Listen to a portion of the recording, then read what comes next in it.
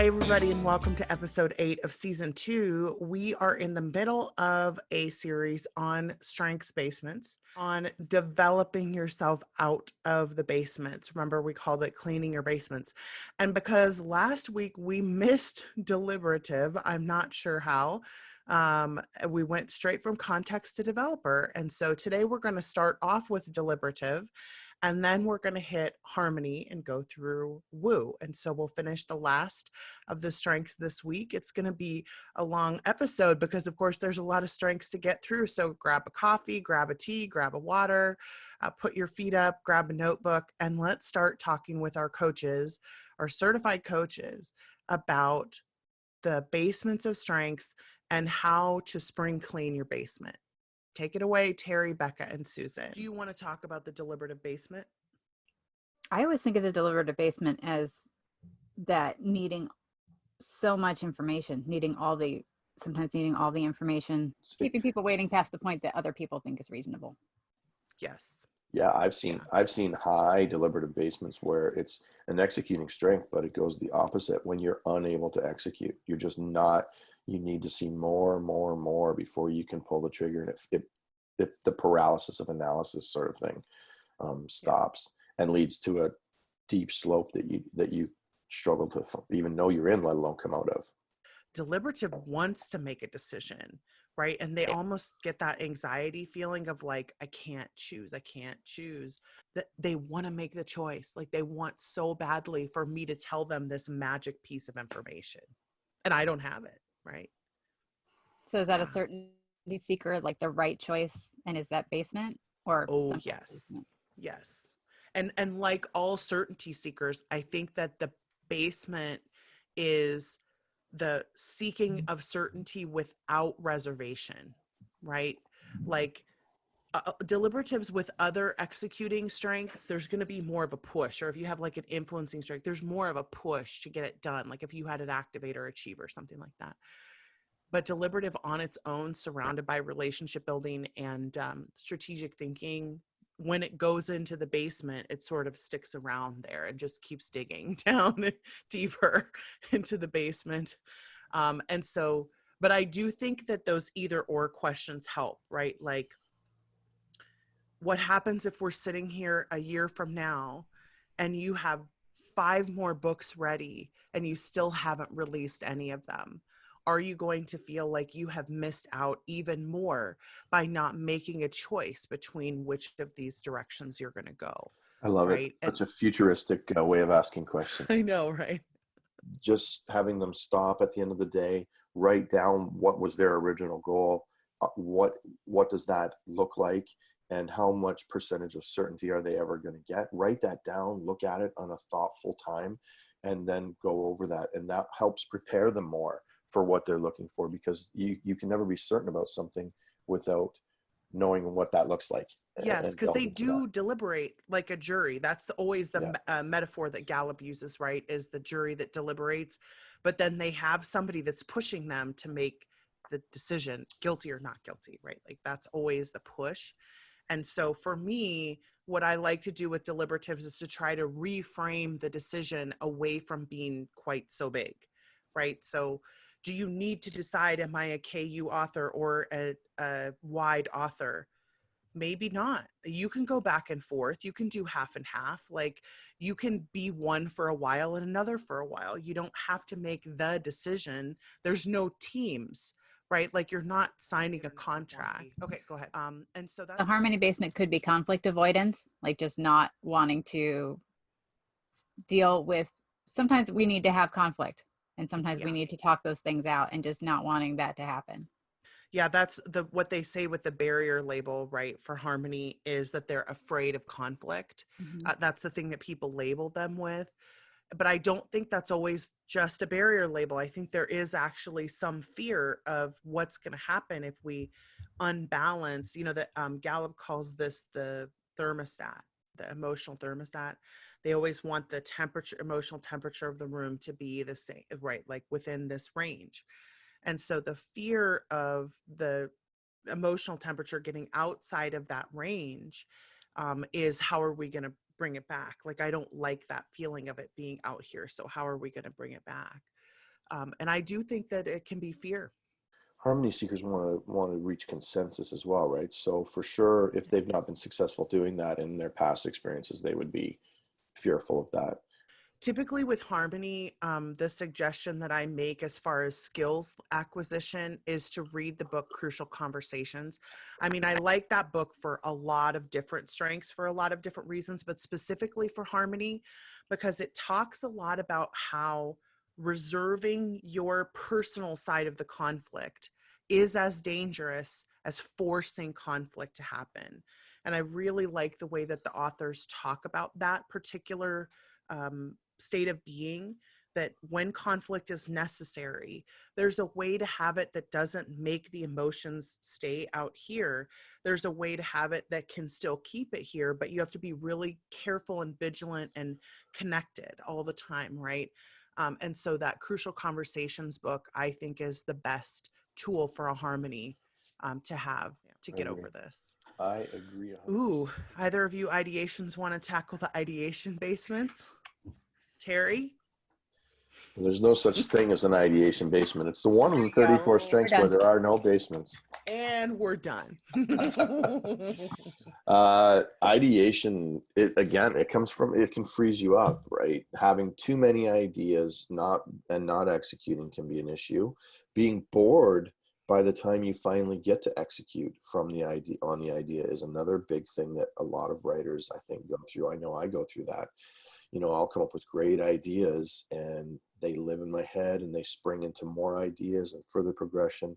And then by the time I get to write them, I'm bored. I'm like, there's like 20 other better ideas, right? So that's the big one. So what do you do?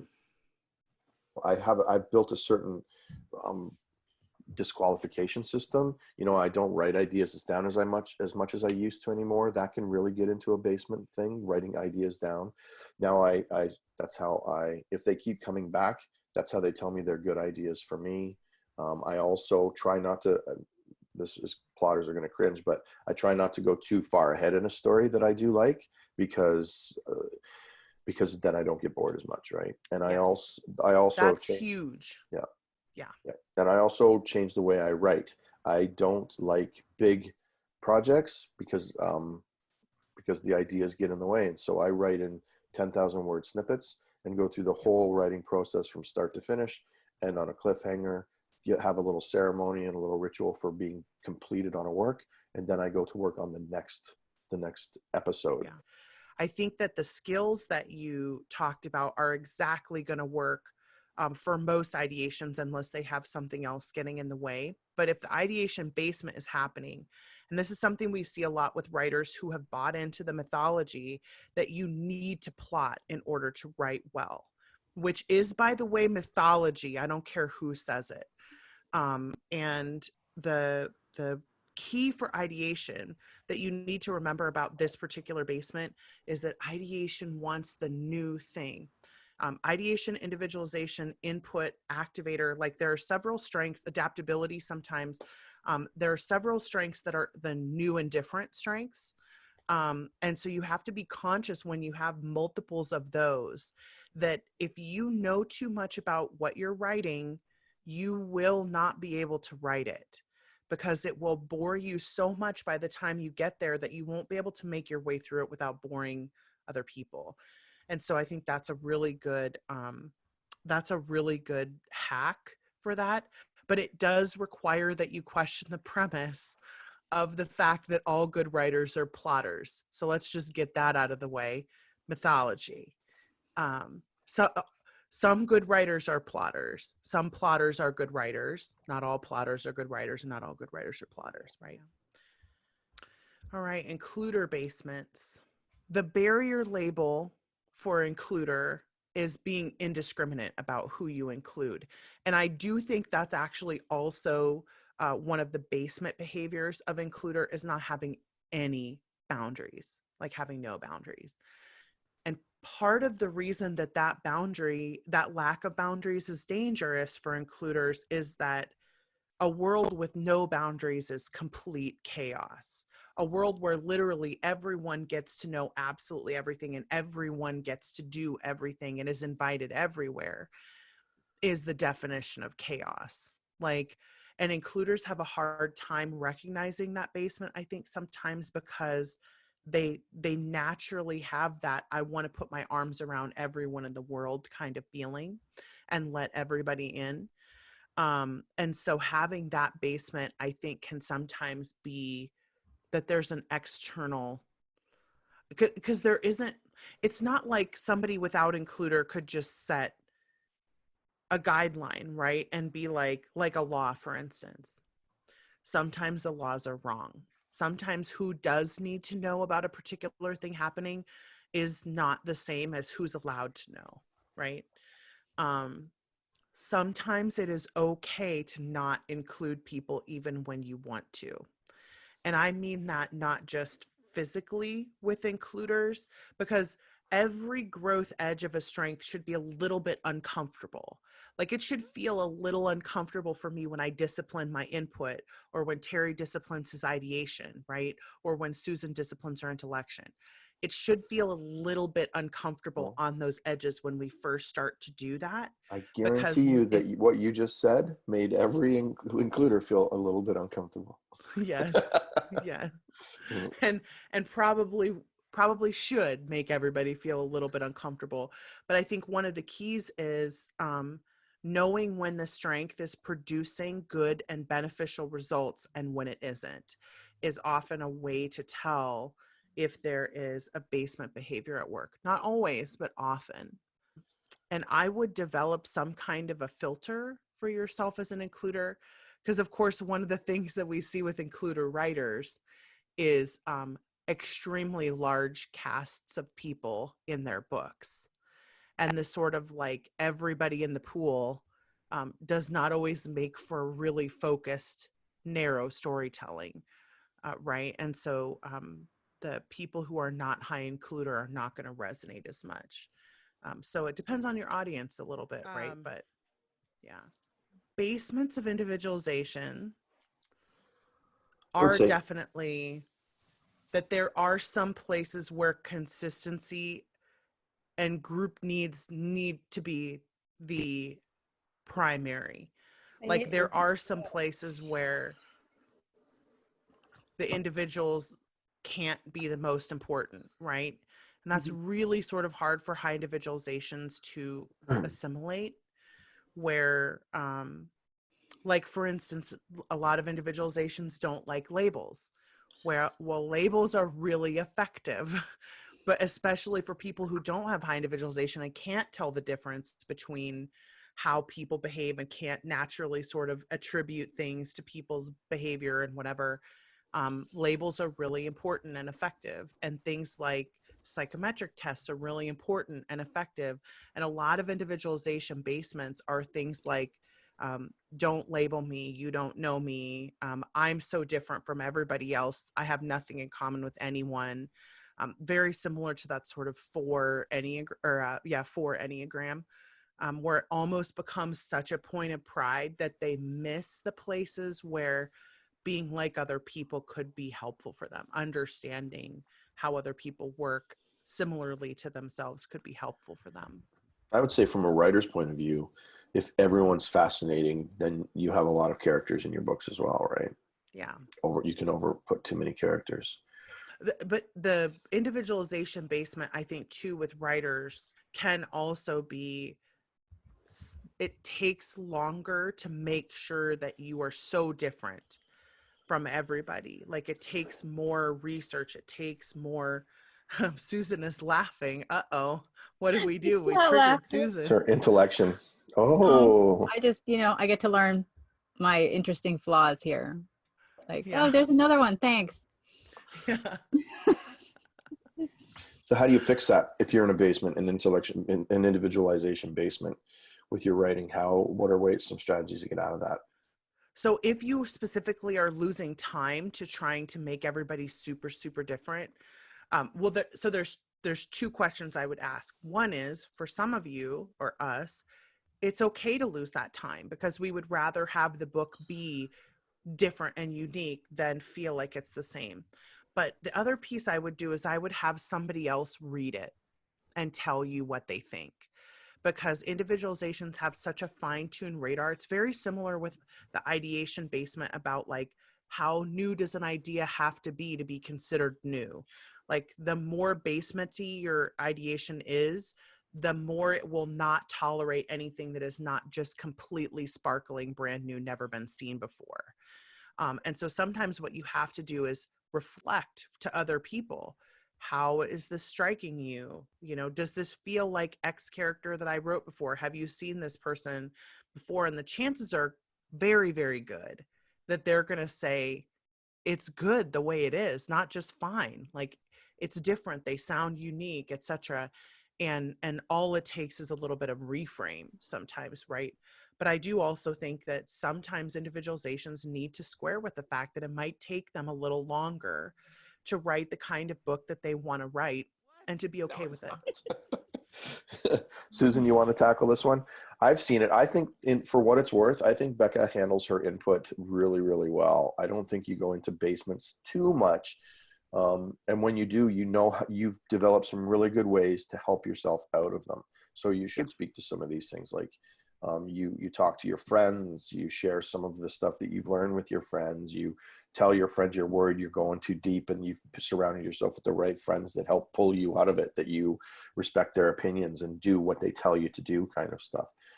So yeah, those are all great. So if anyone is in input basements, Susan and I have learned how to work with them because we help Becca with them, which is great. And she allows us to, and we also see how she's done it and talk about it a lot. So that's what I think it's so cool, because a lot of authors are high input, high intellection, and often their biggest trouble is that they're getting into an input basement, which makes this class and everything that happens with the Better Faster Academy for those people so much more effective, because not only do you understand it intimately, but all the people that you're bringing on board get to learn about it, and because and they have to deal with me. Yeah, it's definitely it's a work program, like what do you call that? A co-op program. Yeah. So Susan, if you want to say what does it look like, an input basement? Well, You don't have to. It does. That's accurate. Yeah.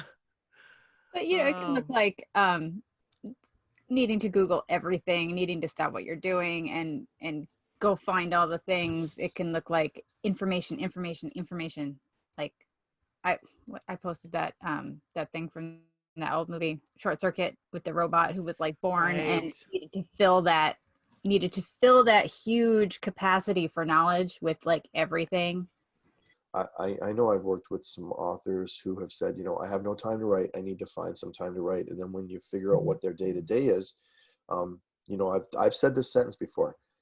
I can help you find an hour to write without getting rid of anything from your day-to-day. And they're like, oh my God, what is it? And I say, you're going to spend one less hour doing research.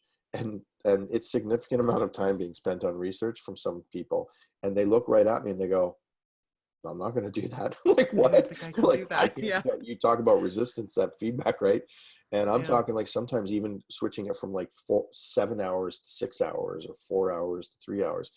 So if you're finding yourself clinging to that, that's a good way to know deep down that little voice can tell you you might be approaching a basement kind of behavior, which is difficult, painful. Yeah. Yeah, because like all certainty seekers, right? It's seeking that moment when it feels like it knows enough or it's found enough, or especially having individualization and input together. I see this in myself. Like I have to find the absolute coolest story that ever, and I keep mining for it. And it's like sometimes you have to learn that either it'll come later, because I've also learned that about input is that voracious need sometimes just needs to be put off a little bit. And like I can go and research again later. A couple of skills that I have developed to do this, and like I've been working on my input for 14 years, so it is a championship level input by now, because that's how strengths work, right? They get better faster as you work on them more. But one of the most important skills that I ever developed was learning how to sort the information that I was taking in, like a card catalog, both internally, like learning how to do the Mind Palace work, right? But then additionally, like literally sometimes when you see me looking up into the corner of the room, it's the access, right? I'm like, Yep. let's go back and flip through all 17 people who've ever told me that they have that problem and look at what they have in common and et cetera, like that analysis and whatever. So the input curation is really important. And I don't just mean what you let in front of your eyes, I mean how you store it.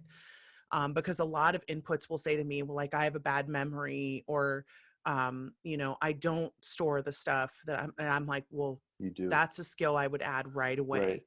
Because and you would laugh if you saw my desktop, because I have the sticky notes all, you know, all lined up, and they each have a purpose, and I store stuff inside of them to find later. But I'll tell you what, at this point, like I can talk to a student in a group on Facebook and find their strengths in 5 seconds, because, you know, and we have thousands of students now whose strengths we have that I just can locate because I've learned how to store the information. And so coming out of the input basement often looks like creating the certainty for yourself of being able to find the information when you need it to retrieve it. Because of course, input is a helpful strength. It wants to help. That's why it's collecting stuff. But then also to reassure yourself, like I have a whole sticky note just of websites that I intend to go back and research someday. Have I gone back and researched them all? No, but they're all there. And if I ever pick up that thread again, I know exactly where to go research those things. And I don't have 700 tabs open anymore because I've learned. All right. Intellection basement. Terry, would you like to handle this one? I can give you a visual example. Or like, I'm just joking. That was kidding. I'm sorry. Then I'll tell you the intellection basement, and this is only a joke. It'll probably go in the outtakes. The number of times that I have to edit out, and one of the three of us, because we've stopped in the middle of something. We look up. And we look up and we start thinking, and I have to edit. So on the podcast, it looks like I asked you a question, you just started answering, but the reality is there was like a 6-second thing, or like when Becca says, hang on. yeah, I want that video. You should take you should put them all together and do like a 1-minute video of all of us just going. I'll have to do that someday for the outtakes. Just be like the very end of the question and then the very beginning of the answer, and just leave all of it. Because the other funny part, and this is actually funny, is watching what the other two of us are doing in that time period. Because sometimes when it's me, like you guys just disconnect completely and you're like, we'll be back when you figure out what you're gonna say, Becca. Hang on, let me go get my coffee really quick. Meanwhile, I'm still sitting there like, oh my God. The basement of intellection is that loop, right? That you're processing and you're processing, and you get to the point where you should go and you don't go, and you go back in the loop.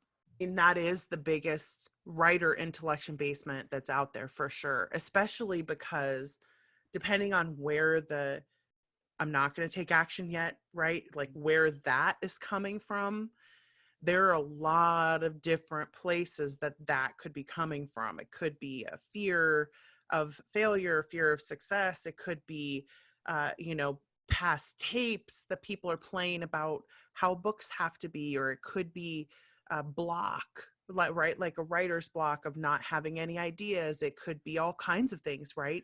But that is absolutely the basement of intellection, is inaction. I would consider it to be inaction. Well, and society helps that too. Like we're sitting here knowing what intellection is, how it works. If you don't have any awareness of that as a personality, you're probably feel very undervalued. You never contribute to conversations. Everyone makes fun of you, thinking that you have no ideas, when the truth is some of the best ideas are coming from intellection people. But over time, if you know, that's why I'm a big proponent to learning about who you are when you're young, because then you let you can tell people, hey, I'm going to take a little while to think about this. Like I might tell you tomorrow or the next day my better ideas. So don't expect much from me, but I'm listening, I'm contributing. Whereas I've been in group settings where the quiet person is dismissed and eventually they never Yes. contribute, they close down.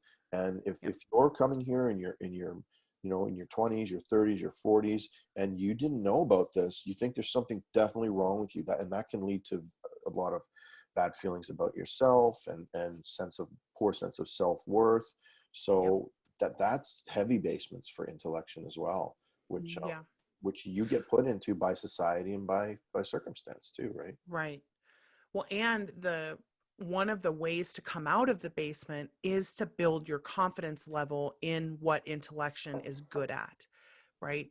Because I do actually think, and I've seen this happen not just personally with myself, but with other people whose intellection's much higher than mine, where if you will say, as a boss, for instance, if you say, you know what, I think your best ideas are going to come 2 days after our meetings.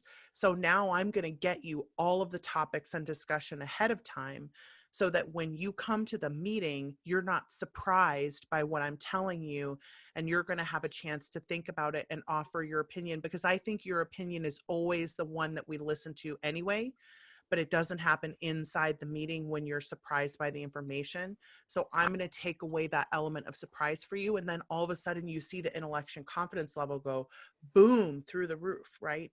And then they see intellection as a positive thing instead of a negative. And they are able to trust the process a little bit more instead of feeling like, ooh, thinking is bad. I shouldn't be doing this, but I feel like I have to. And now I've started thinking again, and now I've started thinking again, and it's bad, right? Then you flip that script. That's really, really important. That thing that Learner basement. needing Where's your, mastery before you can even talk about something. yes. I can't even participate in this discussion. I can't write this book. I can't do whatever it is until I feel like I have mastery over the subject. Yeah. Yeah. That's part of why Gallup is always so careful to say that learner doesn't necessarily mean that you should have mastery, right? Is because sometimes that need is basementing, like it's the basement of learner. And I do think that it comes from a good place, right? I think it comes from that desire to be helpful, that desire to make sure that what you're giving is the best information.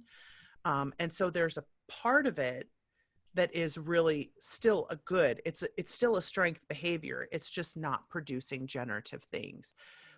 Another basement that I commonly see with writers with learner is that that lack of ability to sort of focus in on something, in terms of like wanting to try a new genre because you feel like you have learned this one, or feeling like you have to write in so many different genres. I mean, there's a flip side to this too, because I think a lot of people get shamed for writing in multiple genres when they're learners. And so I want to be really careful to say there's a line where this is not a basement. But I do think when learner basements out, it's sort of like every single genre they hear about, they're like, I could do that. I could do that. I could do that. That sounds like fun to learn. Yeah. I love that you guys just raise your hand. And usually Beck is there in the conversation, and so she can see me. My eyes light up. I lean forward and I look at her camera, and she's going, and I know she's just totally to me. No, Terry. So No. interesting. Yeah. And it Right? is fascinating. And I do think there's a place for that to happen, right? But you always want to ask yourself the question, if I'm trying to be a professional full-time writer, which by the way, not everyone should do. So we want to be super careful to say it's okay to choose not to be a professional full-time writer, even if you can be one, right? But if you want to be that, and it really is better to stay in one or two genres, then is that a decision that you feel comfortable making? And some learners don't feel comfortable just sticking to one or two genres, and that's fine. Like, you don't have to, but you can't have it all, right? Like, you can't write in 17 genres and also have 5 series out in each genre if you can only write 3 books a year, right? Like, that's the essential pain of life, is that you do have to make a choice between which downside you're willing to live with. And I think that's an important discussion to have with yourself. So what So are some basements of Maximizer? Nothing is ever good enough. nothing's ever good enough. Yeah. Very similar basements to like a deliberative kind of thing, or like you always want to make it better. You always want to make it My perfect. 11, you know. I mean, it's one of the funnest conversations I ever had with Becca was saying to her, there's no such thing as perfect. I literally watched her mind melt and look at Susan's eyes as well. And look, after time, she's come to accept that kind of grudgingly, but no, but you want, there's no right. Well, then why bother? That's the thing. You can get stuck in that loop of wanting to really polish until it's not ready. Keep going. Yeah. How many times when you ask some maximizer how many times they go over their manuscript, they're like, I don't know, 15, 16, if they even keep track, because keeping track Yeah, I would never keep just track. respects the process, right? Yeah. All right. I got a thing about perfection right now, though, that if I were ever to hit perfection, then I could no longer get better, right? Yeah. And that would be sad. So at least like One, I'm not trying to go for perfection right. anymore. I can still see the uncomfortableness in Becca's face. Becca's like, I would have smacked that guy in the face. Yeah. A really important basement, though, right? That Yeah. Yes. as maximizers, we often talk about what we do to ourselves, right? But Yeah. it's an influencing trait, so it is always what we do to other people. Great point. Yes. And if you don't have that sense of, this is what you're doing right, this is what's good enough, but can be better, and this is how it can be better, it can be really damaging to others. And that's a basement. Yes. So how do you get out of, and is it those kind of thoughts that help you get out of basements? Yes. I do think you have to acknowledge that perfection is not the standard, not because you don't want excellence or success or whatever, but because perfection is not real. Perfection feels unreal, right? Like that's the uncanny valley concept. Perfection is not human. And what people are looking for when they read books is they're looking for the humanness in the books. And we sort of have all these books as maximizers that we talk about with derision, right? Like these books that become super famous that are full of mistakes and where it's not great writing and whatever, but they're so popular. And you kind of have to sit around and ask yourself, like, is it possible that it's popular because of the flaws and not in spite of them? And that is a very hard thing for maximizers to accept.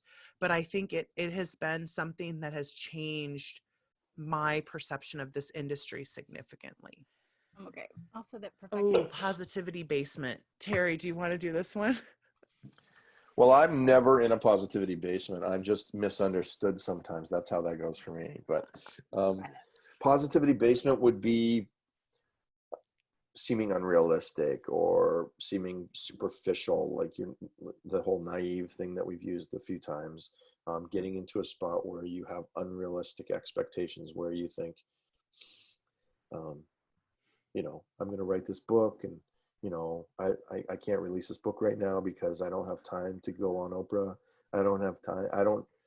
I'm not prepared to pay $500,000 Why are you in always taxes. using me as a basement example of everything? It wasn't really a basement. I love that one. That wasn't even really a basement, but no, I mean, it's the unrealistic stuff, right? Then I would say those are examples of basements when you're not seeing the world with true glasses on, or from a true, when everything's rose colored to you and you don't see the potential pitfalls or struggles or challenges. I think that would be the best examples of positivity that I can come up with at this point. Yeah. Thinking that you can do everything, that it's possible to get everything done that everybody tells you that you should do, and believing that, like, oh no, I can do all of these things and have the world's best newsletter and be the best ad runner and etc.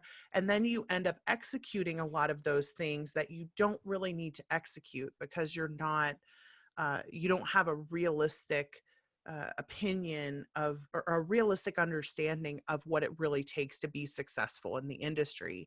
It's all the naiveness, right? Sort of taken to the extreme, and really assimilating everything that everybody tells you is possible, is definitely a basement. So someone who's written their first book, and then they're spending all their time coming up with a newsletter, a podcast, advertising, doing all of those, taking a course on how to advertise, that's someone that could be in a positivity basement if they're high Oh yeah. positivity, doing all the things when Yeah. really the thing they should be doing is avoiding all of that Writing and the writing next the next book.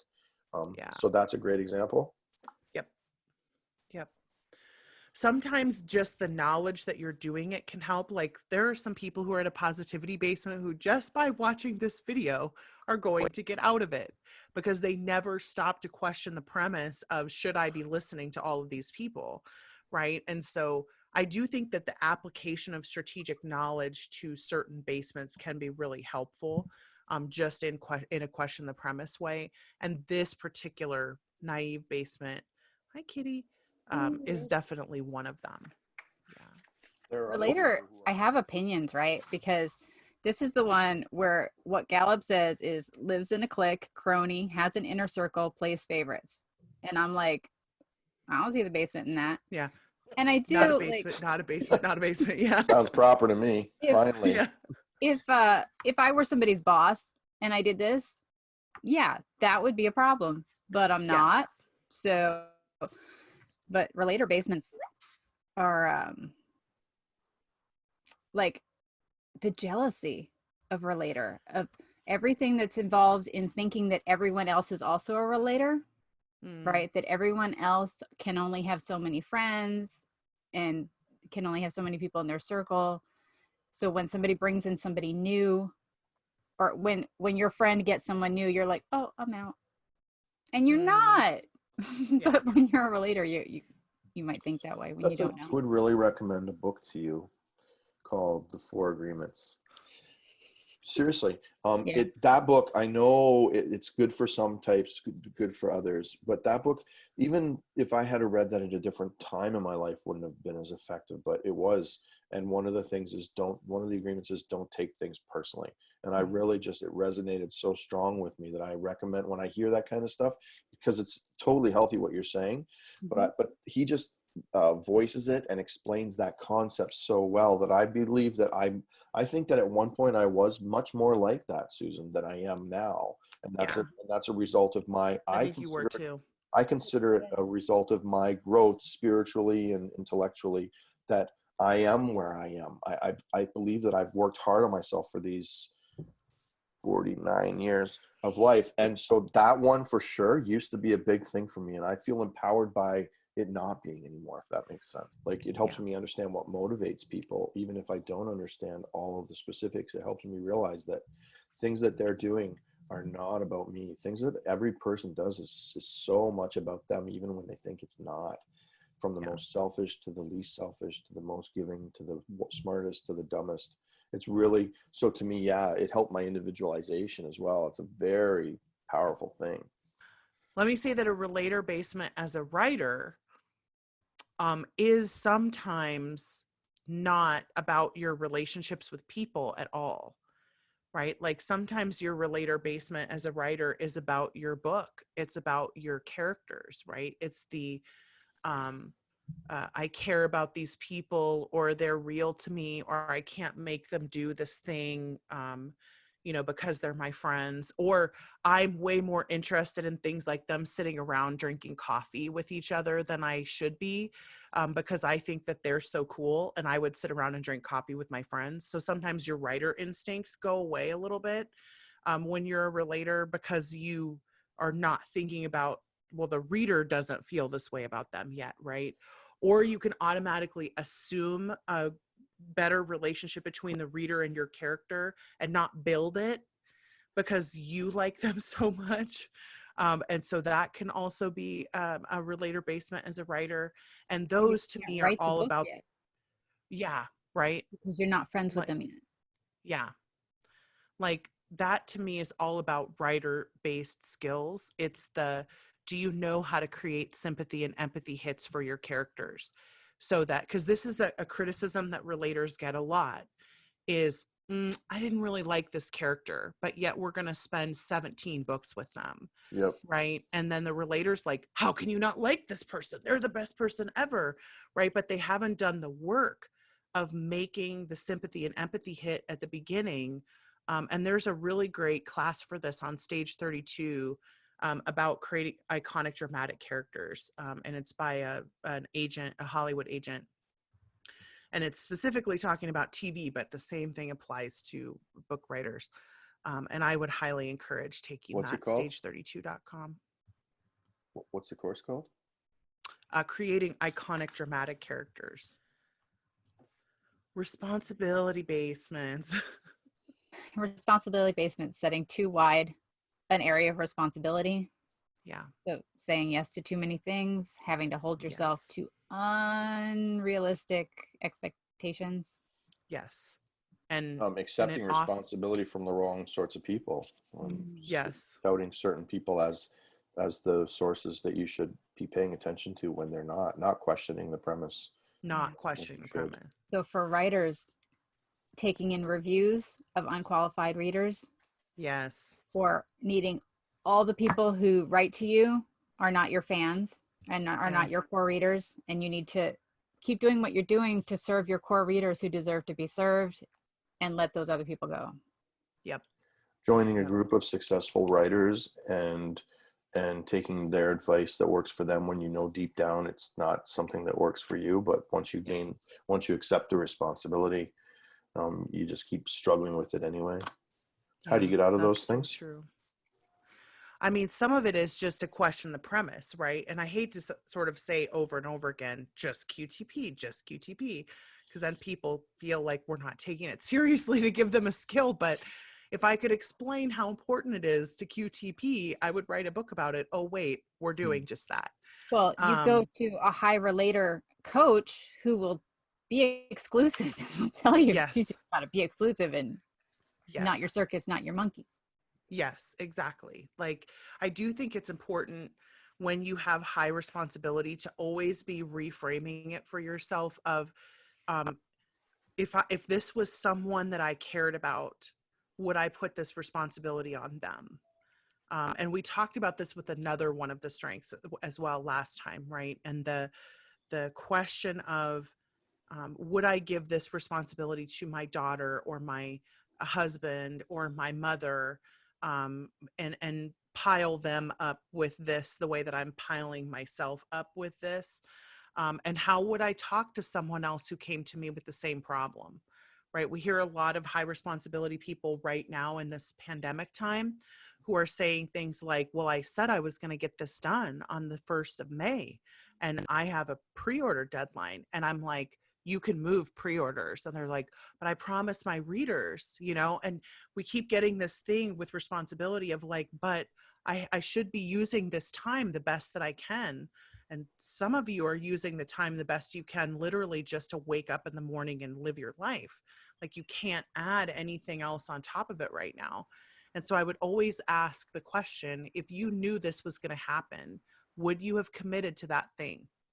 And if you would say no, then you need to release yourself from the commitment that you made, because you did not see this coming and you couldn't have. And you never would have made that commitment if you had known the way. Awesome. Okay. Restorative. Trying to solve problems that aren't yours to solve. Yeah. Seeing the problem, seeing the fix for it, but you don't actually have the power to implement it. Yeah. Ooh. That really becomes a huge basement. And then what really makes you angrier, it frustrates you, makes you look angrier, is if I can see it so easily, there must be someone who can do something about it, and they see it. Why aren't they doing it? Why is no one fixing this issue? Why does it always fall to me? That kind of thing. And you can get deep into that thing. And then once you find one problem, you get what you look for, right? You spend whatever you spend your time looking for, you see. And so you see more and more and more and more. And then it becomes, why don't these ads work for, this needs to be fixed. Or, if I'm in a genre that's science fiction, how come lit RPGs popping up in a cookbook section? Like, how come Amazon won't fix that to help? They're not even helping me sell my books, blah, blah, blah. You can take down the problems of the world for sure. Yeah. And it leads to negative thoughts. And when you're somebody who's so motivated to find problems and solve them, and you give people a solution to a problem they don't want to solve, why don't they want to solve this? Why don't they want to fix this? I told them how to fix it. And it's really frustrating, and it's really difficult. Yeah.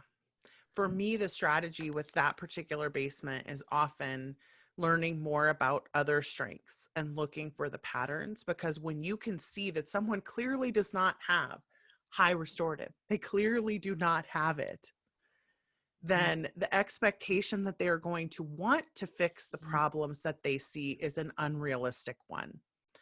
Having skills of emotional regulation is a really important thing, not just for restoratives, but for an awful lot of strengths, where what you're hearing us dealing with is the essential pain, right? The essential pain with an ideation of, you can't just follow every brand new idea all the time or you're never going to get work done. With input, you can't just research for 12 hours a day or you're not going to get books written, right? There's that place where our expectation of what should happen and what's really happening in reality hit up against each other, and they are always going to cause conflict. And so with restorative, particularly, that essential pain is some problems are not solvable and some problems should not be solved because they're going to create other problems. And those problems might be worse. I know that's my connectedness talking, but like those problems might be worse than the ones that you're dealing with currently. And I see this a lot with writers of like, you know, I'm not filling the beats exactly perfectly according to whatever guru says my beats should fit. And then you see them move a scene and all of a sudden it ruins the entire beginning, whereas before the beginning was great, right? So you got to be really conscious when you're high restorative about, sometimes the essential pain is that there are going to be things you can't fix. And so emotional regulation becomes really important. How do you deal with disappointment? How do you deal with unrealistic expectations? So learning skills for how to emotionally regulate yourself is a super, super important thing. Okay, Terry, you want to do the self-assurance basements or should I? Well, I think you're wrong. I think I'll take a tackle at it. I Yeah. mean, I think self-assurance can come across if it's really high up and very dominant. It can come across as a know-it-all, overbearing, aloof, or arrogant, or aggressive, or I just just have to take a pause just for a out of second. touch with reality as well, right? Like, yeah. I have to take a pause for a second and say, I love that what you're saying is even it can come across this way, Yeah, it's not about not me if it's not higher up. people are this way. People can be. The basement of self-assurance is that people can be Yeah, domineering yeah, and yeah. Well, aggressive that's important. and Yeah, maybe that's true. Right. because Terry's like, I only come across this way. I'm not really this way.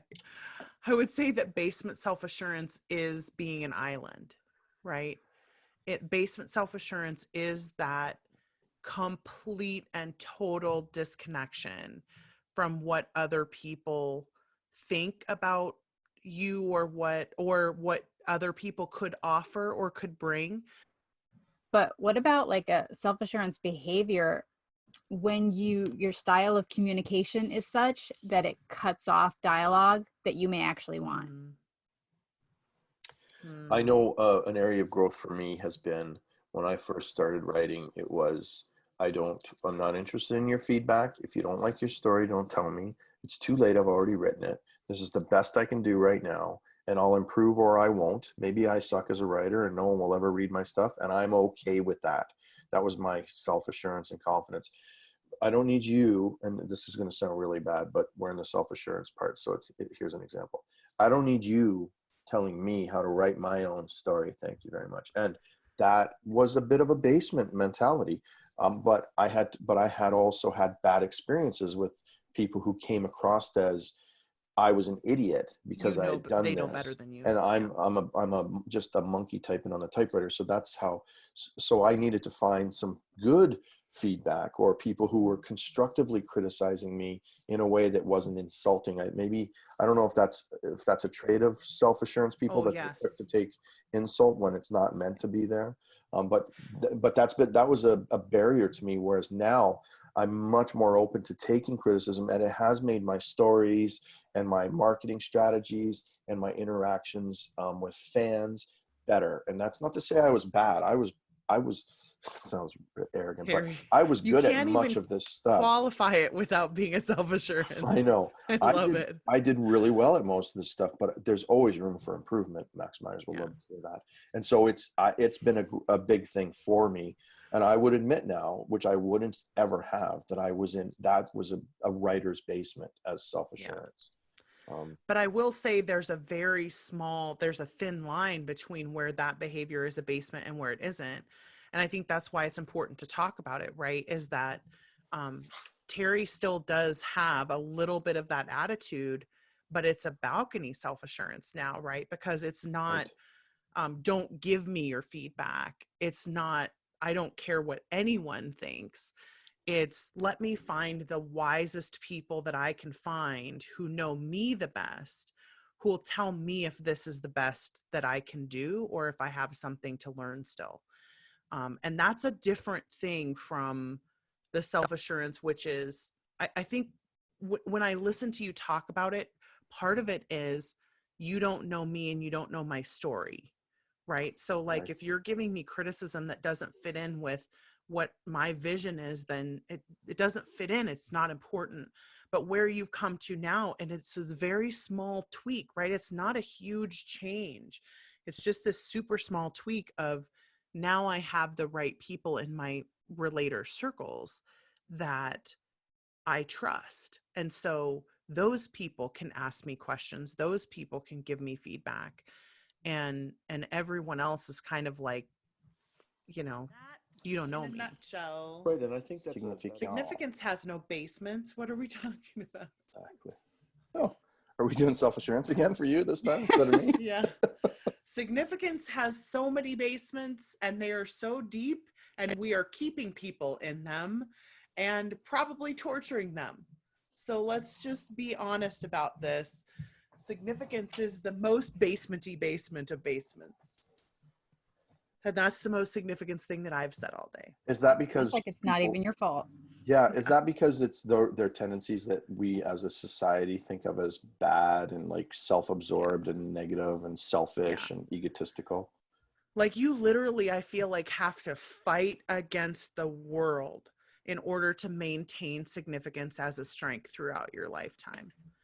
One of the biggest significance basements is searching so hard for the place that you can find significance that you lose any sense of self completely, because you're just so interested in finding a stage to be on, or a connection to make, or whatever, any place that you'll find any level of significance for yourself, that you lose your integrity, right? And so significance should never cost you your integrity, period.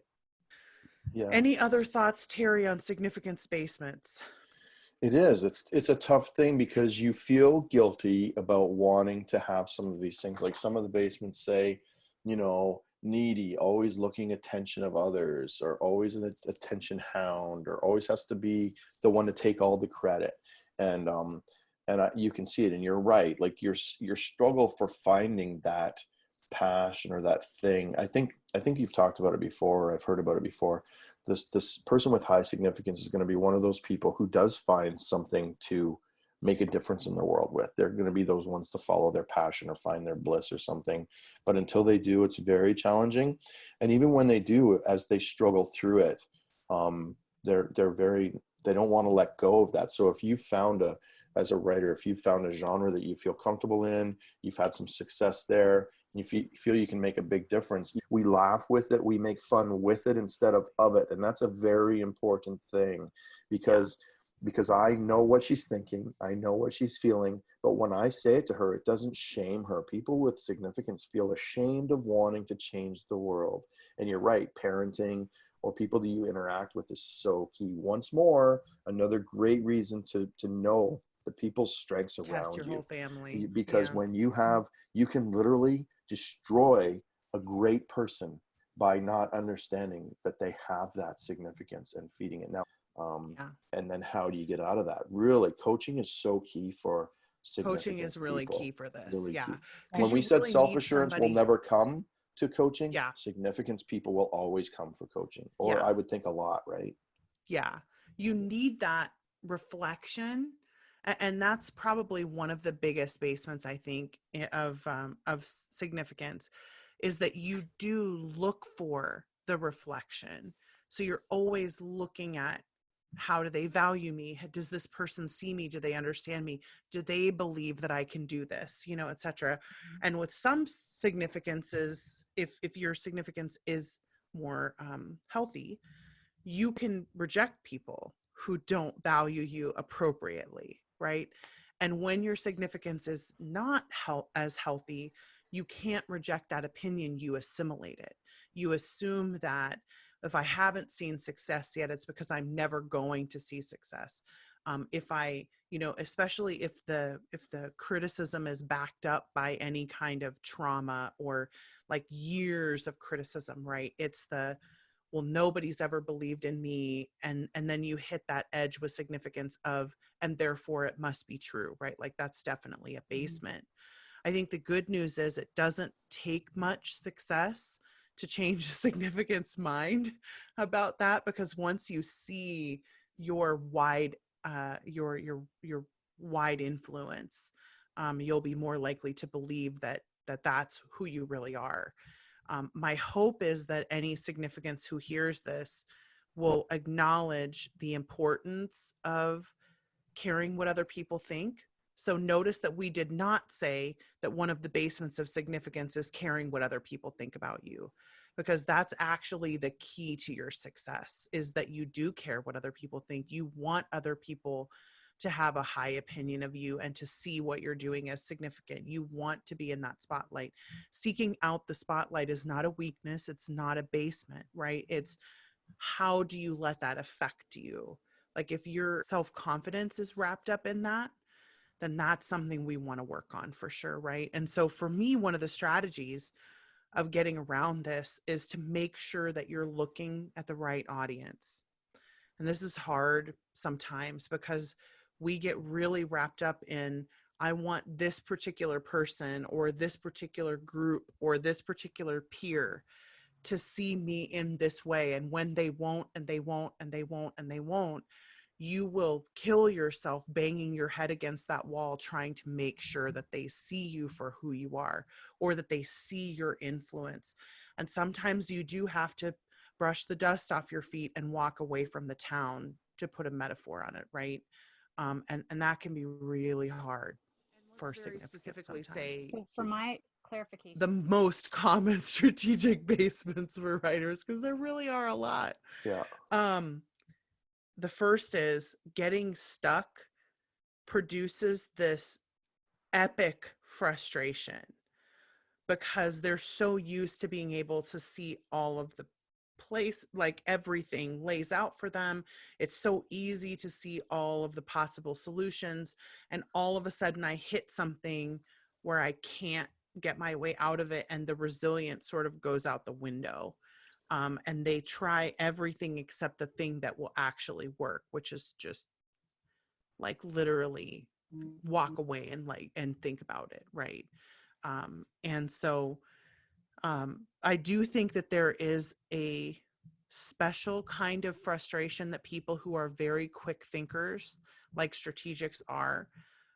They feel a level of disappointment when that quick thinking fails them, that they just sort of go to that basement so quickly.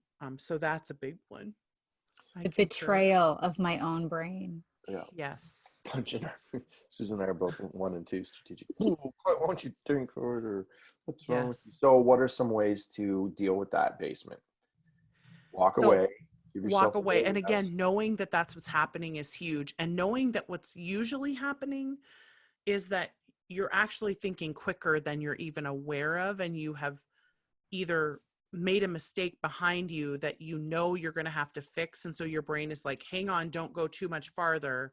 Go back and fix that mistake first. And you just haven't gotten there yet. And you will get there.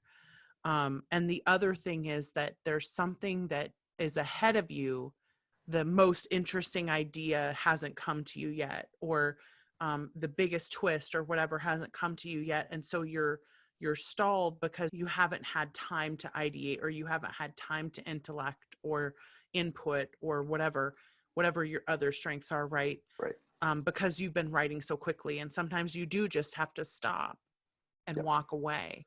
That's what I was and so going to say. that's a really big one. When you hit that point of you're stuck because you made a mistake and that you need to fix, and part of you knows you need to fix it, or a part of you knows that you haven't consciously hit the right idea yet, and you've bought in to you're not Yes. allowed to stop and fix your mistakes and you have to push through the draft, or you have bought into you have to keep pushing and get the words because we have a word count we have to meet today, you will push yourself down those basement stairs and get a concussion and possibly bleed profusely. Yep. Yes. That is so accurate. It really Question is that premise. Yes. It really is the assumption that you've made that other people are smarter about your brain than you are that is at fault there, right? Like that somebody else knows best practice better than your brain does. Right. That's for sure. It's so many things that have you listened to somebody else and what everybody else's idea of a real writer, a professional writer, what writers are supposed to do. Yep. And before you get here, you don't know. Yep. It's true. That's so true. Terry, what's the other basement that you see? The other basement I can see, I know it depends on your other supporting strengths, but because we love to go from A to F to G, we skip lots of things. And so in world building, in character building, in length of story, we get really bored. And so we tend to not write enough detail into some of our stories sometimes. And when you get feedback, people might be like, well, how'd that character get there? And you're like, well, it's obvious. I said that they opened this door, so they went there and then there and then there. And then you realize it's not so obvious, I guess. Maybe you should expand that and write it out a little bit more. I find that can be a basement if you're not open to getting that kind of feedback. Well, and to piggyback off of that, the other basement that I was going to mention is similar, but not as specific, right? Which is that a lot of strategics are a little bit overconfident in the way that their brain processes things, and assuming that it's just so easy to see what you see.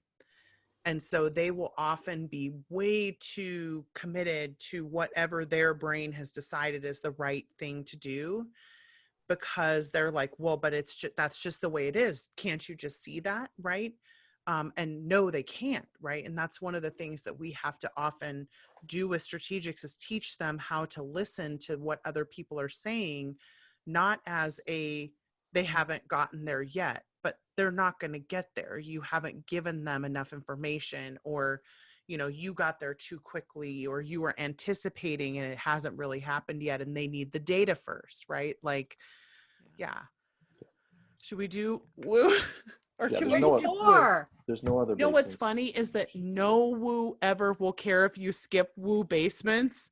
This would be the episode to skip woo if we were going to skip it. That's okay. You just go on ahead. We'll just get, what's the next We'll podcast just be fine. about? What's the next Can't podcast we just about? pretend that everybody really just likes us all the time and that there's no problem with woo? And so woo in its balcony. Woo in its balcony is absolutely, I genuinely care about every person who comes across my radar, and I want them to be on my side. And I want them to know that I'm on their side, right? Like, I'm on your side against this thing that we're fighting, and we're going to beat it. We're going to win. And that is coming from a genuine woo. So woo in the basement is manipulative. It is, I'm going to use you because I know I still have that power to make you believe that I love you or that I care about you or whatever. And I'm going to use you to get something that I want. And that's where it shifts from balcony, great, like generative, into destructive, is because the person, especially if they're high empathy, can feel that that's what's going on. You're using me to get something for yourself, and that feels disingenuous. And it is disingenuous, I think, on some level, even if they do want the thing that they want, but they want that thing more than they care about you as a person. That is not balcony woo. right? It's Yeah. just not. And what about as a writer? What are some examples of balcony or a basement woo? Is Or really would it? caring what the other writers think of you to the point where you will change your own work Yes. to make your writer circle happy Or your or your fans. fans. Like you might change what you're doing because you're trying to make your fans happy, or you might not do something that you because you think it's going to be unpopular. Like if you are in a real basement of woo and it matters more that people think well of you than it does that you have integrity. Again, we come back to integrity, right? Then you might do something that you are not proud of because you are trying so hard to get that person who's in front of you to like you or to think well of you or to do something for you, right? Like there's that strategic woo again. Wow, that's powerful basement. And I Right. think that's the difference between the way you see woo in a basement and the way you see woo in a balcony, is that it is an influencing strength, right? And so the desire to have an impact will never go away with a woo. Right. But what that impact is determines, is it generative or not? Yep. So as we discussed last week, you'll notice that we don't operate from lists of basements. There is definitely a list that Gallup has produced, and what we call the starting point, because basements are so much more complex than just 2 or 3 lines on a page. Everybody's basements are a little bit different because everybody's strengths are a little different. And again, this is our individualization way, our individualization developer way of trying to help every single person do something about their basement, is to say you can start from the list, but eventually you're going to come to a place where you need to talk about you specifically and how your specific behaviors are getting in your way. If we didn't talk about a basement that you have, we're going to keep talking about this. This is something that we feel really passionately about at the Better Faster Academy, about developing your strengths, not just knowing them, not just being excited about them, not just knowing how to communicate with other people or how to ask people how to communicate with you or how to motivate yourself, but we want to actually get better faster. Like that's the whole point of this academy, right? And so we're going to return to our writer's block series next week, and then we'll do some strengths episodes intermittently. We still want to get through all 34 of the strengths in our series. And then we're going to do some more development podcasts. And our hope is to be able to provide you with actionable advice that will help you to develop the strengths that you have. Because there are plenty of places that you can go to find information, and even we're creating the ones for writers, right? To find information about what the strengths look like. But then what do you do about them? This is the so what part, right? So what we've found in all of our journeys with strengths is that you need the identification first. Gallup has this trajectory called name it, claim it, aim it. So you have to know what the strengths are. You have to be able to say, this is my communication, this is my woo, this is my intellection. And then you have to be able to claim it and say, yes, I see those things in me. I recognize that. That's definitely something that operates. And then what we do too as individualizations is, how does it operate a little bit differently maybe than somebody, like how does communication intellection differ from communication woo? How does intellection input differ from intellection activator, right? So like we want to start delving deeper and deeper and deeper. So just if you thought that we were going to be done, because I keep saying, you know, we'll keep going until there's no material left. Well, there's never going to be no material left, right? So we're going to keep going. And so please tune in to future episodes. We are looking forward to seeing you. I hope that you are well right now. Please know that we have live coaching opportunities that come up. In fact, we have one next week. We'll have one the following week.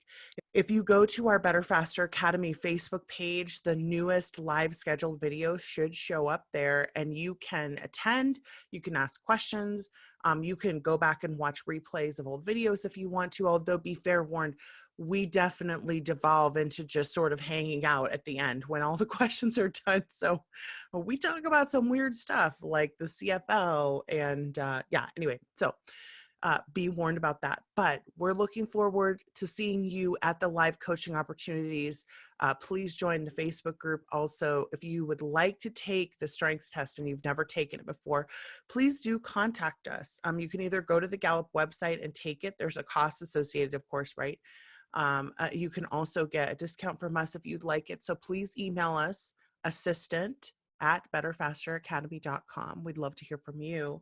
And we look forward to seeing you in future podcasts. And we hope you join us again for our Writer's Block series, which is going to pick up next week. Bye.